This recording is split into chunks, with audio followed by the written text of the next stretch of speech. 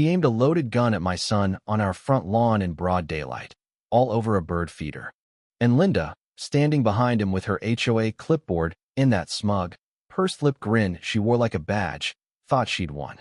In our quaint little corner of Willow Creek Estates, where grass height is measured and mailbox colors need approval, we somehow got stuck with an HOA president who ruled like a warlord with a ruler. Her boyfriend, the man with the gun? That was Vince, a part-time sheriff's deputy with an ego bigger than his badge and no sense of boundaries. They thought they owned this place until they crossed a special forces veteran who wasn't just my quiet son, but a trained, calm-under-fire, legally armed force of nature. What happened next turned Willow Creek upside down. My husband and I moved to Willow Creek for the calm cul-de-sacs, neat hedges, potlucks with soggy casseroles, and eerily similar pies. We'd retired, dreaming of sipping coffee, feeding birds, and aging in peace. But nobody warned us about Linda. It started small, passive-aggressive notes about our flagpole being an inch too tall, code 4.3, or our garden gnome being non-compliant ornamentation. We chuckled, thinking she was just bored. Then the fines hit $7 for a non-regulation mailbox handle, $200 for unauthorized garage trim shade. Linda wasn't a neighbor, she was a regime. She'd run unopposed for HOA president, then rewrote the bylaws to lock everyone else out, chairing meetings, rigging votes, and silencing dissenters. Her power was a blunt weapon, and she swung it hard. Then came Vince, her deputy boyfriend. Not an HOA member, but suddenly everywhere cruising the block in his patrol car, checking compliance, knocking on doors with a laminated rulebook. Some neighbors liked the attention, others locked their gates. Things shifted when my son, Ethan, came home. Quiet, polite, mowing our lawn every Sunday, calling everyone ma'am, even the dog. Linda didn't like him. Said he looked threatening. His pickup was oversized for community specs. Our American flag, provocative imagery. We ignored her until fines piled up, and Vince showed up on our lawn. That day, Ethan was hanging a bird feeder on our oak. I was on the porch when Linda marched up, Vince trailing with mirrored sunglasses and badge gleaming. Violation of Code 6.8b, she barked, unauthorized wildlife attraction devices.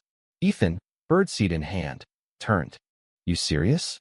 Vince stepped forward, hand on his holster, and drew his gun, aiming at my son. Ethan didn't flinch, just stared with a calm so chilling it froze my blood. Then he smiled, not warm, but the kind that says, "You just screwed up." Linda smirked, oblivious to the storm brewing. This wasn't their first move. Linda's tyranny began 2 years ago when she took the HOA unopposed our mistake for not caring. At first, it was newsletters, holiday banners, reminders about trash bins. But power turned her into a suburban czar. She rewrote bylaws like scripture, fining the Garcias for an Elvis-themed gnome, citing ornamental disobedience. She measured my mailbox, claiming it was half an inch too high, $50 fine. My green garden hose disrupted visual harmony, $75 fine. When Ethan parked his F-150, she pounced. Tires exceed curb lines by 2 inches, $170 fine. Ethan raised an eyebrow. It's on our property. Linda grinned, citing common property loopholes. Ethan nodded too calm, and I got nervous. Vince made it worse, joining Linda's patrols with cameras and clipboards, citing faded shutters, non-compliant cushions. They called it beautification, we called it spying. Ethan stayed quiet, but I caught him on his laptop, compiling screenshots, dates, and Linda's shady moves. The bird feeder was the tipping point. Ethan hung it to unwind, watching Cardinals over coffee. Linda called it unapproved, fining us $300, though 3 neighbors had feeders. They're on the list, she sneered. Ethan said, okay, his code for trouble brewing. Then Linda installed HOA-funded cameras aimed at our house, claiming security. Ethan checked the bylaw. Slegoland blanketed our yard in pine straw. Linda called it landscape aggression, passing a solo rule against mulch. We appealed. She fined us $500. I found Ethan in the garage, polishing a dossier thicker than a novel. Just preparing, he said. The quiet guy hasn't spoken yet. Others suffered too. The Garcias got fined for window tint. The Thompsons were cited for flag placement. Mrs. Harper, 84 and half blind, got hit for bird bath algae. Neighbors whispered but feared Linda's proxy votes, rigged rules, and Vince's badge. Ethan, though, had training patience, evidence, and a plan. He'd been gathering video, audio, and neighbor complaints, all admissible. When Linda targeted our 12-year-old golden retriever, Buddy, for barking at a squirrel, $200 fine, animal control threat, Ethan's jaw clenched. I hadn't seen that since his deployments. That night, he printed every HOA code, highlighting Linda's own violations: illegal pavers, extra trash bin, unpermitted shed. Ethan knocked on doors. The Thompsons had audio of Vince's crude remarks during inspections. The Garcias caught Linda uprooting their plants, then fining them for dead flora. Mrs. Harper saved 27 vague citations. Ethan built a 48-page dossier and drove it to the county HOA office, filing a federal complaint for abuse of power, conflict of interest, and civil rights violations. A week later, Linda called an emergency HOA meeting, uninviting us. Ethan showed up in uniform not to intimidate, but to remind them who he was.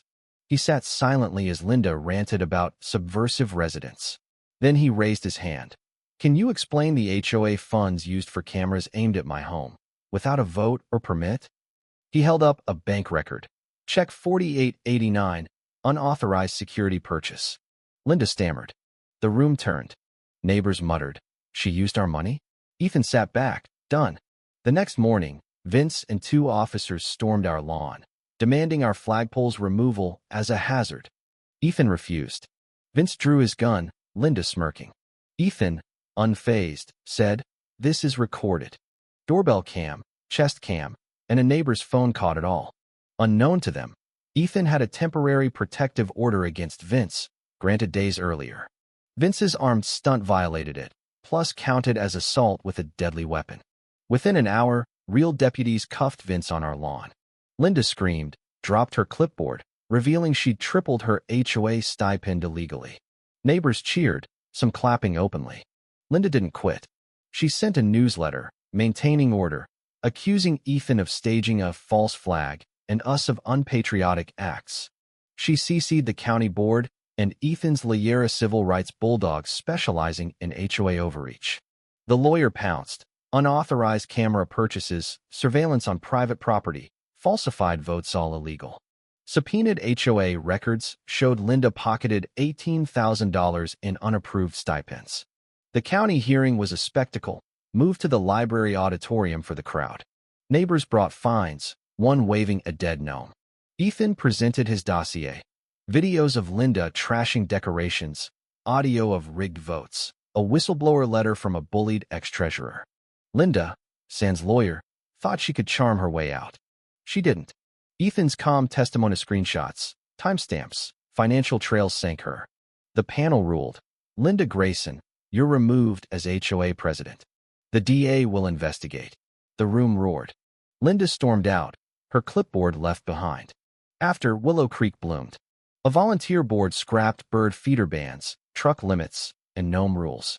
A block party, the first in years, saw kids biking, dogs barking, gnomes reborn.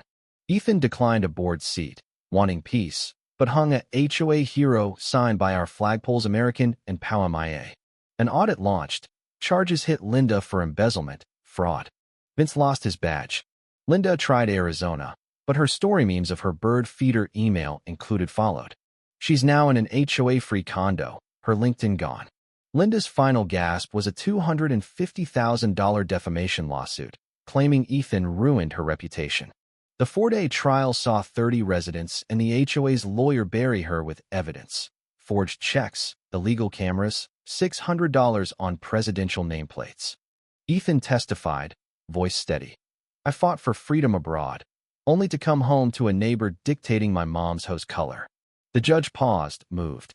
The case was dismissed with prejudice. Linda owed $18,400 in HOA fees, her stipends returned. Her accounts froze, her lease ended. Willow Creek thrives now. We grill with the Thompsons, wave at Mrs. Harper rocking with her cat. Our herb garden grows where Vince once stood. Ethan and I walk the block at dusk, sprinklers clicking, our bird feeders swinging with blue jays. "Peace feels louder than chaos," he said. I nodded. When you fight for it. This wasn't just Linda. It's what happens when we ignore power vacuums.